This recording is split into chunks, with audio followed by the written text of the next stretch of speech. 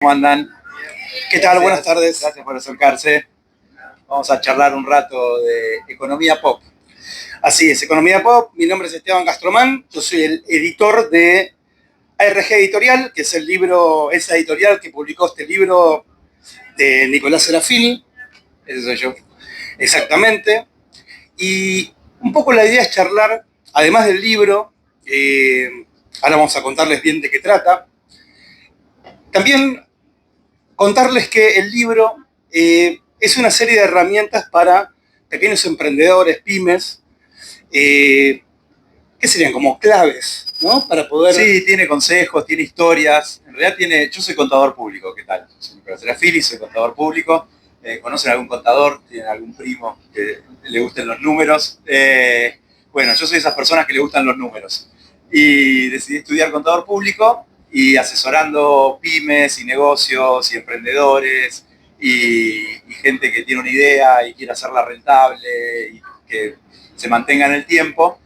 Ya hace 25 años que me dedico a eso y un poco este libro lo que hace es recopilar historias y hablar de economía y de emprendimientos y de negocios, pero en un idioma real y llano y nada técnico y nada de contador, sino a través de historias, a través de gente que tiene su negocio y tuvo que tomar decisiones y para crecer, para sobrevivir, para poder pagar a fin de mes las cuentas, y es esa recopilación. Y esas historias se transforman en consejos, en lecciones, en aprendizajes en realidad. Sí, porque muchas veces cuando hay libros que tienen que ver con consejos para hacer negocios o para llevar adelante un proyecto, muchas veces son muy técnicos o están hablándoles como si no fueran en un contexto por ahí tan inestable o tan variable como lo es la Argentina. Y creo que una de las cosas más potentes que tiene el libro, cuando empezamos a trabajarlo, y trabajar cada historia y trabajar un poco la idea general, ¿no? Que era llevar un poco el concepto de pensar en hacer negocios hoy o en tener un pequeño emprendimiento. Por ahí puede ser tener, hacer pan o hacer artesanías y salir a venderlos, pero eso que tenga como un método, ¿no? Para poder hacer que crezca y que no quede solamente en un proyecto que empiece un fin de semana y el lunes se termina, ¿no? Entonces, aparte lo que sucede también muchas veces es que a uno le gusta, no sé, por ejemplo, diseñar remeras o hacer pan, como dijiste vos, o hacer velas, o hacer alguna artesanía.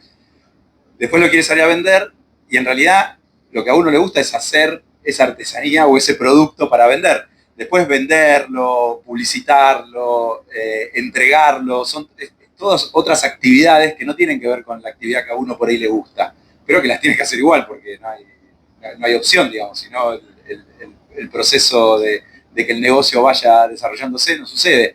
Entonces, uno sí o sí termina metiéndose en cuestiones que son económicas, aunque yo quería hacer velas y vender, no quería tomar decisiones económicas, hacer números, pero tengo que saber qué costo tengo, a qué precio lo vendo, ya es una decisión económica muy importante, ¿sí? ¿Y a cuánto lo vendo? Entonces, sí, uno termina tomando decisiones económicas aunque no quiera para llevar esa idea adelante y transformarla en un negocio. sí, porque muchas veces es lo que decís, o sea, uno está centrado obviamente en lo que le apasiona o en lo que ve como que es cómo fabricar ese producto, cómo hacer, no sé, en mi caso que yo soy editor y me gusta hacer libros, libros artesanales o escribir libros o historietas, y de chico siempre haciendo proyectos que tienen que ver con la cultura y el arte. Pero bueno, cuando hay una metodología, cuando hay algo alguien que te explica, estos son los pasos como para decir, bueno, ¿cuánto vale el papel? ¿Cuánto vale la tinta para hacer ese libro, o para hacer esa historieta, o para hacer ese proyecto de revista? ¿A quién se lo puede vender? ¿Cuáles son los puntos de venta? ¿Cuántos posibles clientes o lectores hay? Bueno, pongo este ejemplo, pero nadie te explica eso cuando uno incluso estudia en una escuela o en la facultad. Yo estudié comunicación y eran grandes teorías de la comunicación y todo, pero a la hora de armar el propio proyecto cultural o comunicacional o de consultoría o lo que fuera, realmente te sentís como muy solo y el mundo enfrente con un montón de desafíos y de cosas y decís, bueno, ¿cómo hago ahora? Más allá que puedas ir a vender un proyecto o lo que fuera, ¿cómo sostenerlo en el tiempo?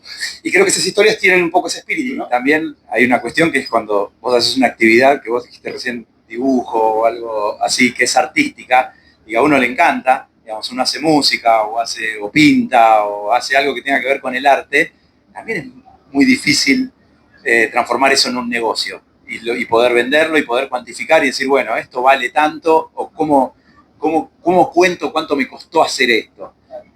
Ahí se pone hasta un poco más difícil. Por ahí una remera o una comida es más fácil de calcular el costo que de una obra artística, digamos. Claro, porque la obra artística en todo caso tiene como esa cuestión media romántica de esa inspiración, es el arte, ¿no?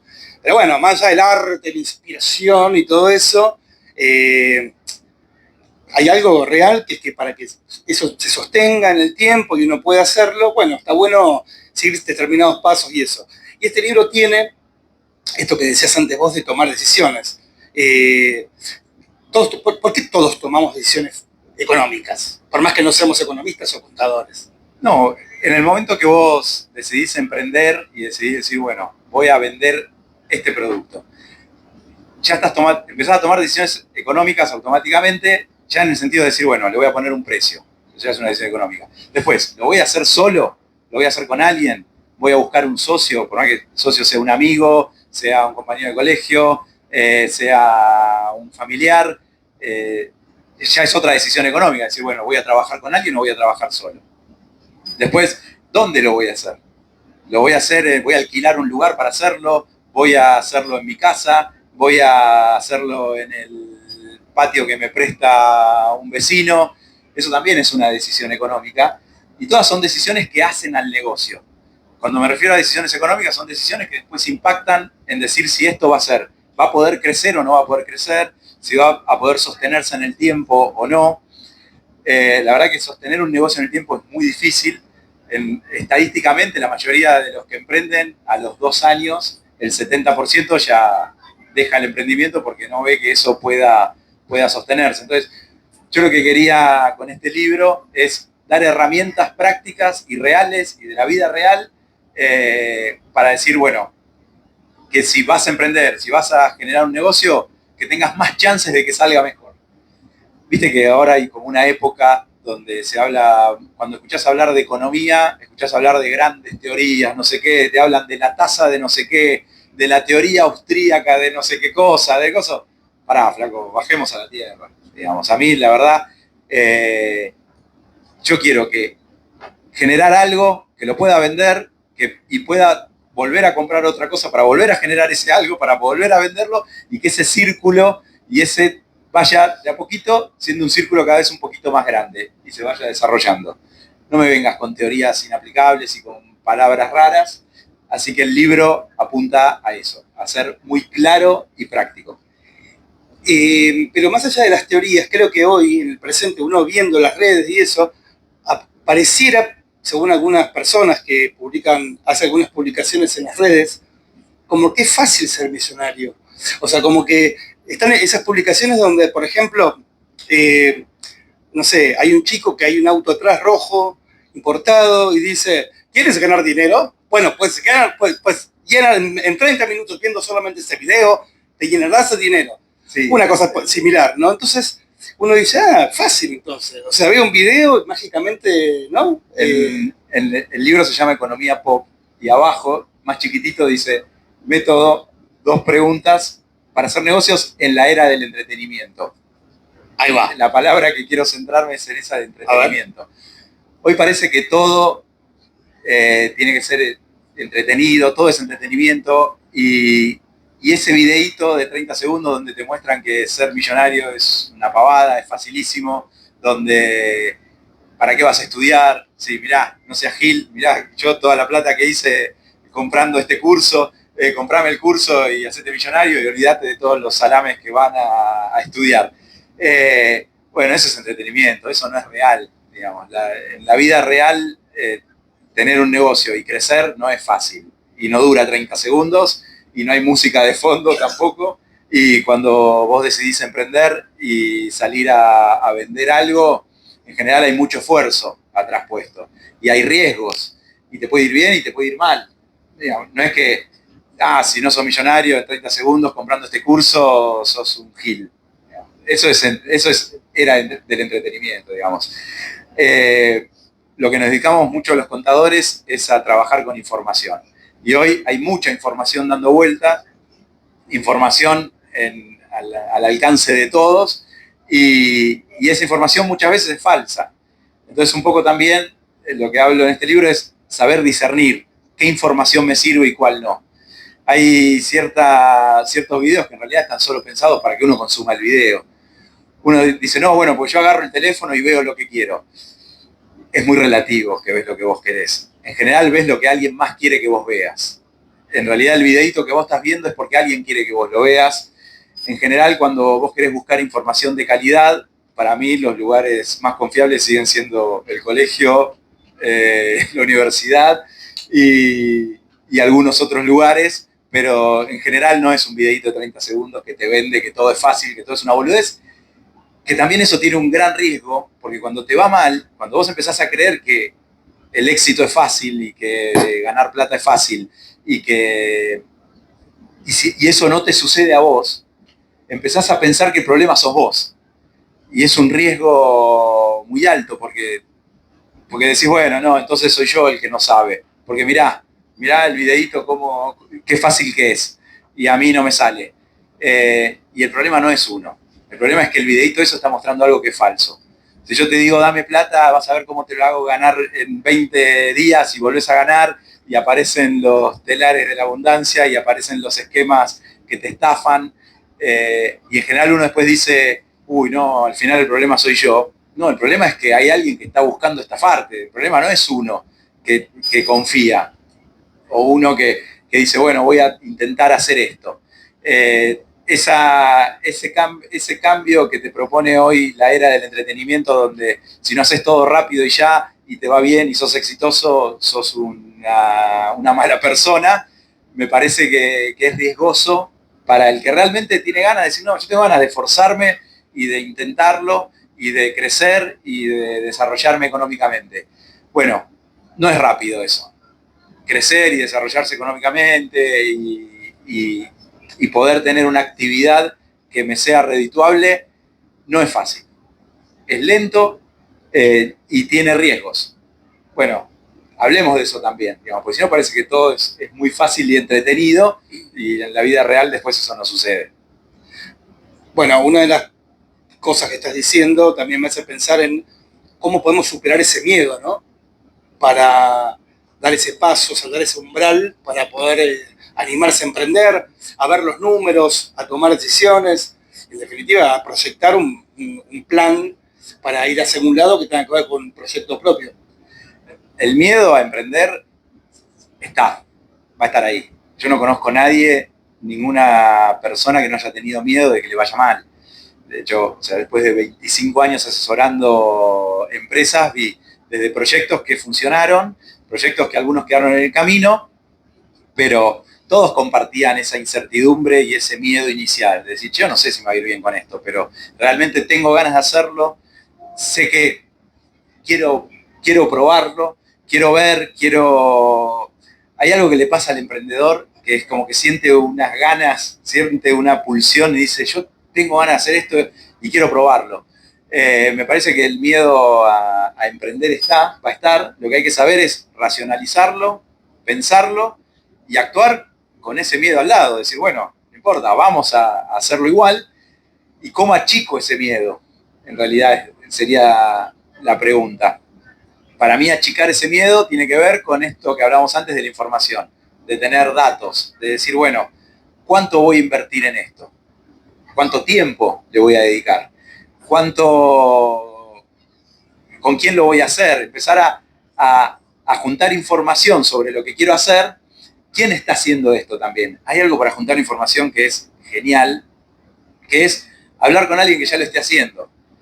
Y también lo que me pasa mucho, lo que vi mucho en pymes, que de hecho, o sea, yo tengo una pyme, yo soy empresario pyme también, y a mí siempre me gustó mucho preguntarle al que le fue bien. Cuando ves a alguien que decís, che, yo quiero hacer un negocio de esto, y voy y busco al que ya lo esté haciendo. Digo, che, ¿cómo arrancaste? ¿Cómo...? En general uno tiene miedo de preguntar, porque nada, hay cierto temor o cierta inhibición al momento de preguntarle a alguien, che, ¿cómo estás haciendo esto? Porque es como que te estás metiendo en el negocio de otro. Pero lo que, por experiencia propia, lo que yo veo es que cuando vos le preguntás a alguien que está emprendiendo y que le está más o menos ves que le está yendo bien y que está yendo por el camino que a vos te gustaría hacer, que en general, salvo que sea algo muy nuevo, muy raro lo que estás haciendo, en general ya hay alguien que estuvo en ese momento donde decidió emprender y decidió empezar ese camino. Pregúntenle porque, por lo menos me pasa a mí, que cuando viene alguien y te pregunta, el que es emprendedor y el que va para adelante quiere que los demás le vaya bien también, ¿no? En general la salida es colectiva, como dicen algunas frases populares, y es así. Cuando vos le preguntás a alguien que le está yendo bien, que le va funcionando, y vos querés hacer algo medio parecido, te acercás y le preguntás, te podés cruzar con todo tipo de gente, ¿no? Pero la mayoría, me atrevo a decir, tiene ganas de, sí, dale, a ver cómo lo querés hacer, y te da algún consejo, y te cuenta cómo fue sus comienzos. Y yo te digo, mientras más grande sea al que le preguntás, más ganas de acompañarte o de por lo menos decirte, che, anda por acá. A ver, no, fíjate, eso me parece que no, eso yo ya lo probé y no me funcionó, ¿por qué no probás esto? Mientras más grande es esa persona, así que aprovechemos la experiencia de los demás también, a la hora de sacarnos un poco el miedo, decir, bueno, voy a preguntarle a la gente que lo logró, a la gente que lo hizo y que me enseñe. Y ahí sucede un aprendizaje genial que por ahí te ahorra a vos golpes, te ahorra errores, te ahorra malas decisiones. Así que pregúntenle a la gente que ya estuvo en el momento de arrancar, que ya pasó por ahí. No, y también muchas veces, en esto que decías de lo colectivo, a veces este diálogo de preguntar hasta puede ser un impulso para trabajar en equipo, ¿no? Para armar un proyecto compartido, común o lo que fuera. Pero más allá de un caso similar, quería preguntarte hablamos antes del miedo, y me interesa el factor creatividad. Nosotros como argentinos o latinoamericanos, digamos, donde tenemos que siempre con pocos recursos hacer un montón y surfear ahí la realidad y diferentes cosas, creo que la creatividad nos hace muy creativos. También cuando uno arranca, en general no tiene todos los recursos. No es que dice, bueno, voy a arrancar, voy a vender velas, seguimos con la vela. Hoy dijiste velas, quedó velas para toda la charla. Voy a arrancar con las velas. Bueno, le voy a pagar a un diseñador que me diseñe las mejores velas, no sé qué. Voy a comprar las mejores materias primas para no sé qué. Voy a pagarle a un abogado para que me haga los trámites de no sé qué. Le voy a pagar a un contador para que me ayude con lo... No, uno no tiene los recursos para pagarle a todo lo que necesitaría para arrancar. Entonces uno arranca, cuando los recursos son bajos, lo que aparece es la creatividad. Es una gran aliada de un presupuesto acotado. La creatividad te hace resolver cuestiones de las maneras más geniales y que es la herramienta que tenés. Así que la creatividad me parece que hay que fomentarla. También es verdad que mientras uno más estudia y más se prepara y más también estudia sobre lo que va a hacer, la creatividad funciona mejor también. No es todo creatividad, sino que también hay que tener una base de decir, bueno, si quiero hacer velas, mínimamente tengo que saber cómo se hace. Tengo que saber cuál es la forma más segura o la mejor manera de que las velas o producto que voy a hacer terminen en la mejor calidad que pueda. No voy a hacer la vela perfecta, menos al principio, no voy a hacer el producto ideal, pero ahí hay que arrancar y también un montón de situaciones se van resolviendo en el hacer, en el ir caminando e ir encontrándose con esas dificultades. Si uno pretende tener todo resuelto de entrada, es imposible. No, y aparte la creatividad también... No arrancas más. No, por eso... Porque nunca el contexto es el ideal. No, pero y la creatividad también es un motor, es una energía que te dice, mira, tengo estas dos cosas. Un poco de cera, seguía con las velas, ¿no? Sí, o sea, Un poco de cera y un ¿Alguien hilo. hace velas acá justo? No sé bien cómo se hacen las, pero bueno, un poco de parafina o de algo.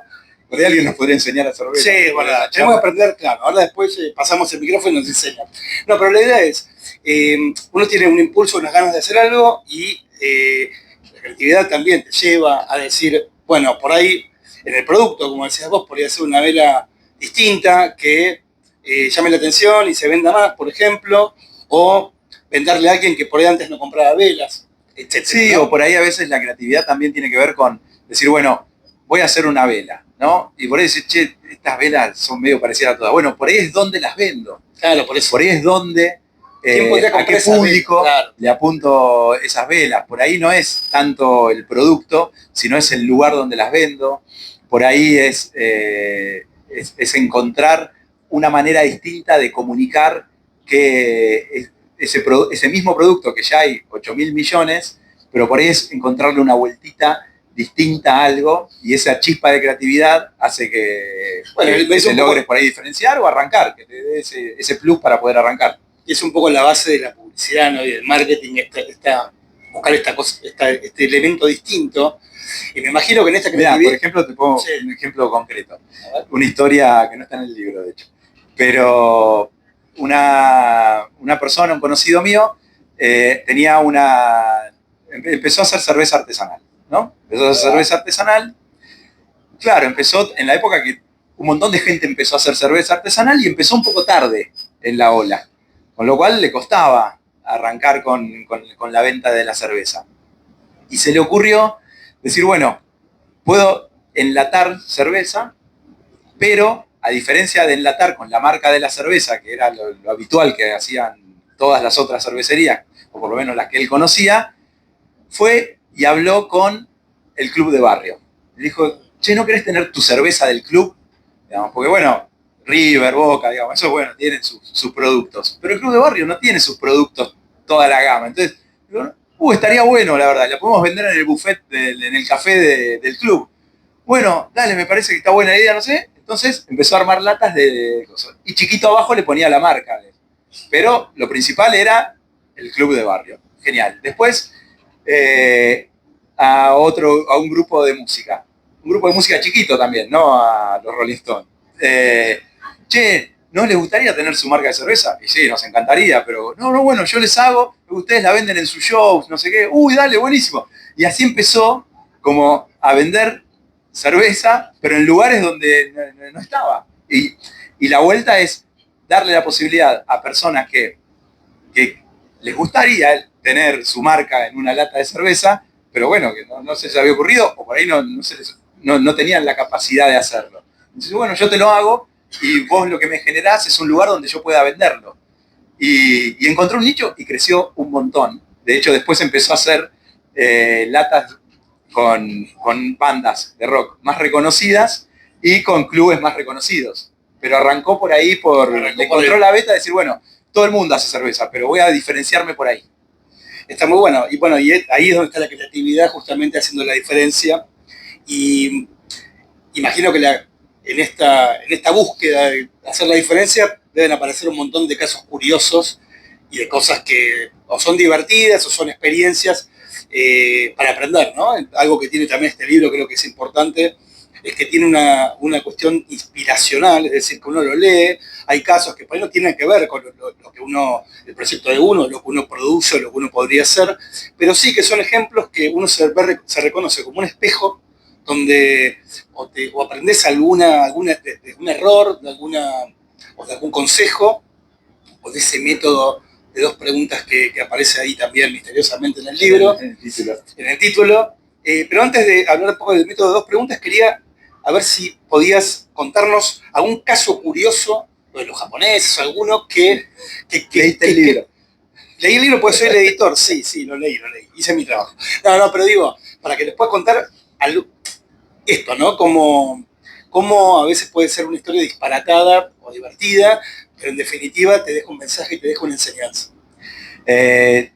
Algo que por ahí estoy pensando, porque hay un montón de historias en el libro, pero alguna para destacar, por ejemplo, el tema de cuando uno forma equipo, ¿no? Cuando uno emprende, en general, Algunos lo hacen de manera individual, pero en general uno se junta con un amigo, con alguien, y se forma un grupito y dice, bueno, vamos a llevar esta actividad adelante. Bueno, cuando eso funciona, y eso va pasando, después hay que ver bien los roles que ocupa cada uno. Porque ahí, en general, es un hecho muy común que cuando uno arranca con amigos, después empiezan alguna fricción o algún problemita o alguna discusión sobre, che, no, yo me encargo de esto, no, vos te encargabas de esto, no, vos te encargabas de esto, no, ¿y quién hace esto? Y empiezan, no, yo estoy haciendo un montón más que vos, no, y esa es como un clásico que sucede. Y muchas veces me encuentro con esa situación que se puede evitar, se puede encauzar, se puede, primero, si se trabaja antes, se puede evitar que generen esas fricciones, que es estableciendo los roles y las responsabilidades de cada uno de entrada. Y por ahí no por un tema de imposición, sino por un tema también de decir, bueno, ¿en qué sos bueno? ¿No? Pensar uno en qué es bueno. Sacar lo mejor de cada uno, ¿no? Evidentemente. Claro, hay gente que le sale muy natural, por ejemplo, me pasó también con una clienta del estudio que era muy buena vendedora. O sea, te vendía cualquier cosa, vos hablabas y le querías comprar cualquier cosa que te venda. Esas personas que charlan con gente que le es fácil charlar, le es fácil interpretar la necesidad del otro y venderle. Y entonces estaba preocupada porque en pandemia ella tenía un local que prestaba servicio de maquillaje y bueno, y lo tuvo que cerrar en pandemia porque no pudo aguantar los costos, porque la gente no podía ir, y lo cerró. Entonces dijo, bueno, voy a empezar a vender, en lugar de dar servicio de maquillaje, voy a empezar a vender maquillajes. Y estaba muy preocupada porque decía, bueno, pero es totalmente distinto, porque una cosa es maquillar a alguien y otra cosa es venderle a alguien. Entonces, no sé cómo voy a hacer. Y hay una herramienta que la cuento en el libro también, que es sentarte frente a una hoja y escribir en qué sos bueno. Dice, bueno, a ver qué me sale bien. Entonces, digo, bueno, vamos a hacer un ejercicio. ¿En qué sos bueno? ¿En qué crees que no? ¿Qué crees que puede ser un riesgo que vas a correr cuando salgas a hablar con la gente? Vamos a bajar eso a papel. Y entonces, yo veía que ella no ponía que era buena vendiendo. O sea, digo, mira, perfecto. Lo que vos creés que sos buena, está bien, sos buena, los miedos, lo que creés que te puede salir mal, lo que vos sos genial, pero hay algo que vos no estás viendo, que es que vos sos muy buena vendiendo. O sea, no importa que salgas a vender. Pueden ser maquillajes, pueden ser botellas de agua, pueden ser anteojos, puede ser cualquier cosa. La fortaleza tuya es vender.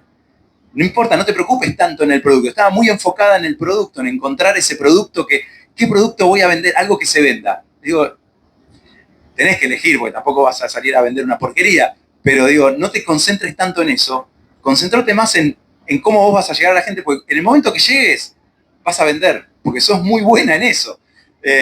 Tenés algo que no todo el mundo tiene. Entonces, por ahí en el equipo, volviendo a los roles, hay alguien que se destaca en la venta. Por ahí hay alguien que tiene una simpatía extra o algo que decís, este vende cualquier cosa. Y por ahí no es tanto el producto. Y por ahí hay otra persona que dice, che, este es muy bueno haciendo cálculos y nunca le faltan ni 5 pesos. Entonces, bueno, no, que él se encargue de los números, de a ver qué compramos, cuánto vendimos, no sé. Y vos no te pierdas en eso, los números, porque sos malísimo con los números. Salite de los números, dedicate todo a la venta. Porque sos bueno charlando, sos bueno teniendo empatía con la gente. Entonces, definir bien los roles para evitar después fricciones. Porque si yo pensé que vos te ibas a encargar de vender y vos... Entonces, ese es un... Es que bueno, pero hay tantos ejemplos y tantos casos para leer que disparan un montón de preguntas o de zonas. Y me gustaría, hablando esto de disparadores y de pensar y de abrir un poco el juego, del público, gracias por venir. ¿Y alguien tiene alguna pregunta para hacerle a Nico, para hacerle al libro? Ahí hay un micrófono si quieren poner alguna duda, después se puede seguir hablando, pero ahora por ahí... ¿Alguna experiencia? ¿Algún comentario? No te contesté lo de las 2 preguntas, mirá. Bueno, esa puede ser una pregunta. Ya responderá. Buenas. Buenas. Yo me llamo Franco, trabajo acá en el municipio, en el Centro Municipal de Estudios que se dictan oficios y demás. Y yo doy justamente un curso de gestión de emprendimiento para la gente ahí que hace el curso de panadería, el curso de maquillaje, el curso de modista, lo que sea, para asesorarlo de esa manera. Entonces vine acá como para instruirme y sumar herramientas, y quería preguntarte justamente si en el libro hablás, digamos, de algún método puntual y demás, porque yo, digamos, lo que le hago trabajar mucho es, por ejemplo, de sacar el chip y cambiar hobby por negocio, porque no, uno cuando arranca es porque le gusta mucho lo que hace y aparte no está tan pensando en el negocio, sobre todo con los microemprendedores, que es lo que más estoy dirigido. Y por ejemplo, una de las cosas que le hago es empezar a pensar un sueldo emprendedor, empezar a pensar con eso, para que, no sé, si tuviste 100.000 pesos que te quedaran a fin de mes, en vez de estar pensando en eso, gané 100.000 pesos, no, todavía me falta, porque si yo no hago ese laburo, lo voy a tener que pagar a alguien y todavía no estoy generando lo que debería generar. Y abordar más sobre el método que vos recomendás y demás, más pensado sobre todo a microemprendedores, por ejemplo. Gracias, Franco.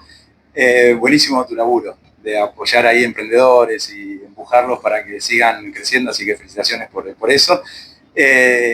Sí, el método preguntas, la pregunta que no te respondí a vos, ahí va, se la voy a responder a Franco, que Franco es mejor que vos. Está bien que vos sos el editor del libro, así que también te respondería, pero... Cuidado.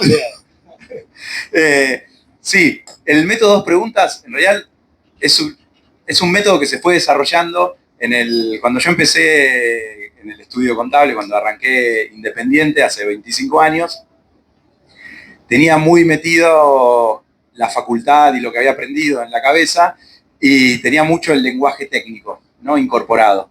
Y lo que me pasaba es que hablaba con emprendedores y les preguntaba, bueno, a ver, decime cuál es tu tasa de retorno, de no sé qué, y me miraba y me dice, ¿qué? Y no llegábamos a nada, porque era como una charla o sea, yo no lograba la información que me servía a mí para asesorarlo, y el emprendedor se aburría, me dice, esto es un embole, digamos, porque todo números, todo. Entonces, con el tiempo nos fuimos dando cuenta, digo no, porque después por suerte el equipo fue creciendo, que en realidad cuando hablábamos con los emprendedores y con las pymes, teníamos que ir al idioma llano, teníamos que ir al idioma que hablamos todos, no al idioma de los contadores. Entonces, fuimos como desarrollando este método que dijimos, bueno, a partir de dos preguntas básicas, iniciales, abrimos todo el análisis como para poder darle el asesoramiento que esa empresa necesita para poder crecer. Entonces, esas dos preguntas, nosotros encaramos dos temas distintos. La primera pregunta de este método es si conoces tu resultado. Es decir, ¿vos conocés tu resultado?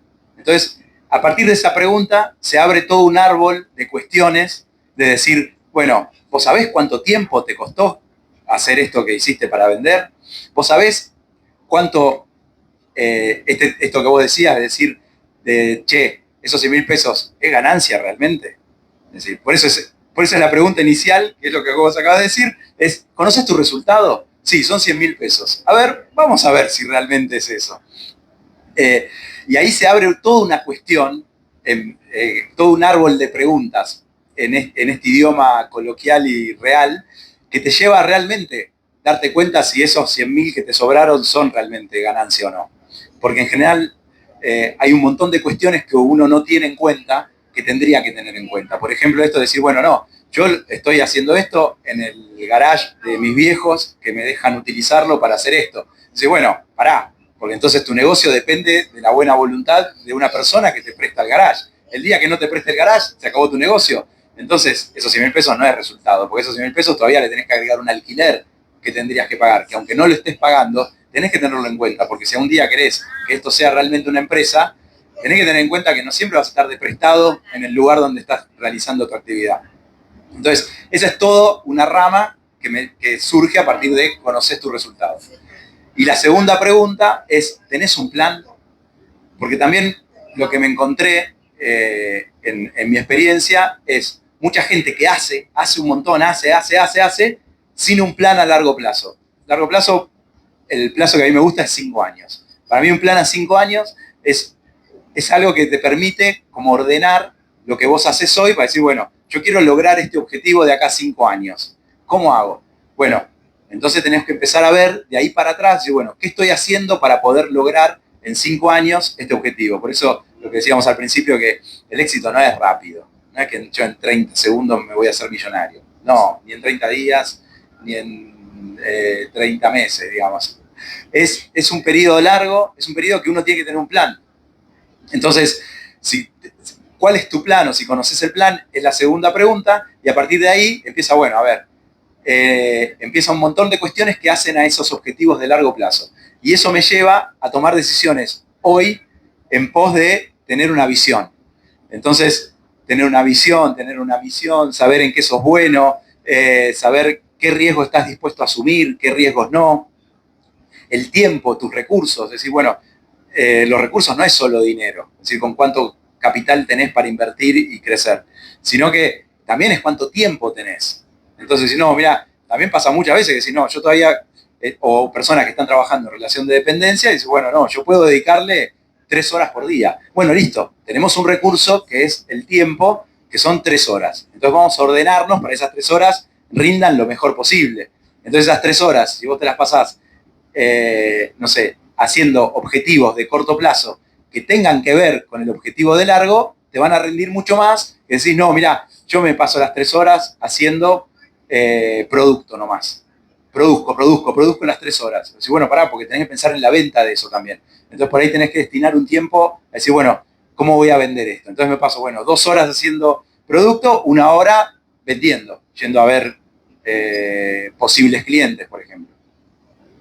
Y ahí se te empieza a ordenar las decisiones rápidas o de corto plazo, se te empiezan a ordenar en pos de un plan a largo plazo. Entonces, como que separo el análisis en dos. Es decir, bueno, pensé los números. ¿Cuál es tu resultado? La estrategia. Bueno, ¿cuál es tu plan? Y a partir de ahí, ordeno. Y todo en preguntas que no tengan lenguaje de contador. Porque ya me choqué muchas veces con decir, no, esto es un embole. Bueno, no, que no sea un embole, digamos. Hablemos el idioma que hablamos todos, me saco el traje de contador y vamos al de emprendedor. Que aparte me encanta emprender, así que... de eso se trata el método 2 preguntas. ¿Alguna otra pregunta? No, algo ya estuviste diciendo, pero para que me quede claro, digamos, si uno quiere comprar el libro, para poder aprovecharlo, para entender el mensaje, ¿es necesario que yo tenga conocimientos técnicos de algún tipo o, digamos, es un lenguaje que todos vamos a poder entender? La idea es que no sea un libro, que no parezca escrito por un contador. Creo que lo logré. Sí, lo lograste y creo que... Perdón, pero parte de la prueba que logré que no esté escrito por un contador o que no parezca está escrito por un contador, pero que no parezca escrito por un contador, y esto de que decir que cualquiera pueda aprovechar lo que dice el libro y aplicarlo y que sea totalmente práctico, que sea pragmático. Y además es divertido. Y además que sea llevadero, que sea dinámico. Claro. Es que el prólogo del libro está escrito por Adrián Barilari. No sé si conocen a Adrián Barilari, músico de Rata Blanca. No sé si conocen Rata Blanca. Si no, vayan a escuchar Rata Blanca porque es una re buena banda, es un clásico de rock argentino. Y bueno, el prólogo del libro lo escribe Adrián Barilari, que es el cantante de Rata Blanca y aparte tiene proyectos solistas también. Cuando le propuse hacer el prólogo de economía pop, me dice, mira, me encanta la idea, pero ¿qué tengo que ver yo con la economía? O sea, no le veo la relación.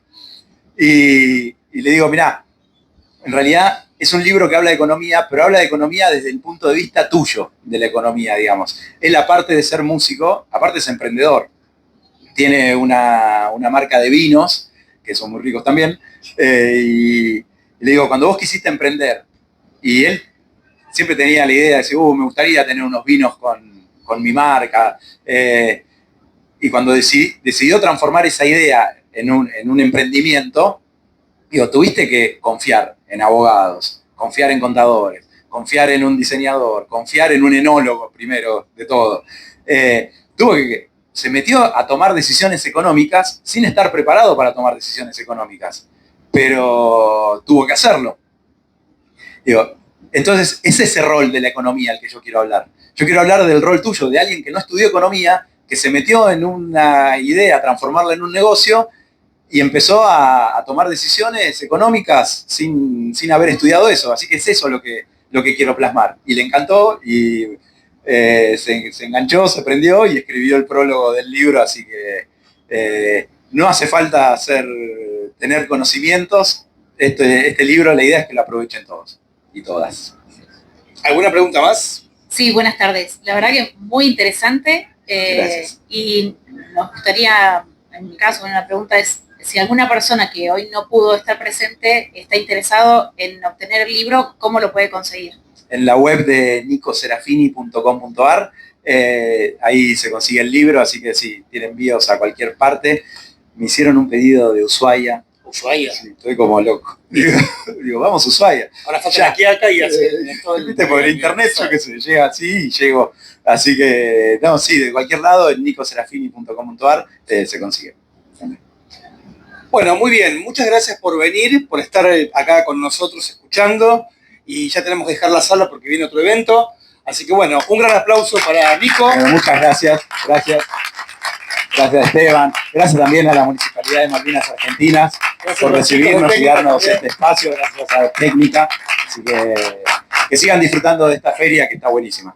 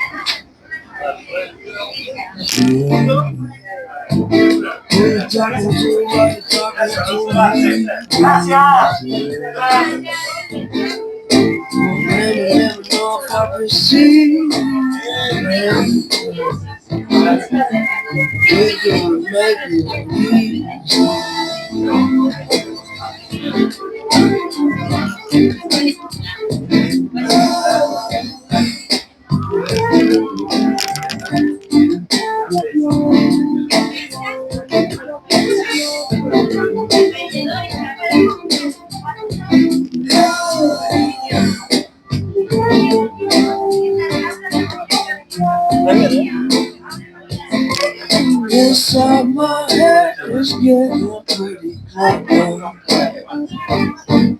I try to clean up this mess I made. But I start to think about the future. First, can I please get to you without any complications?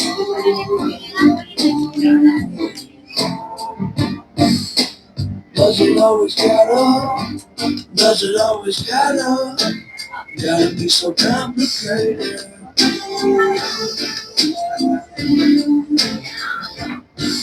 Wanna wait too long to begin now.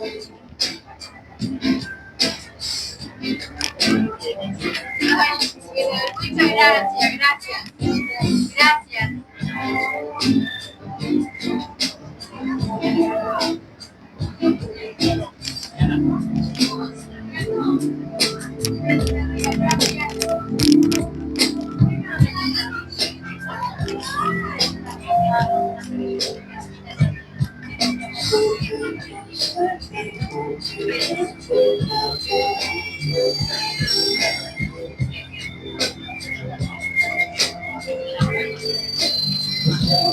Complications.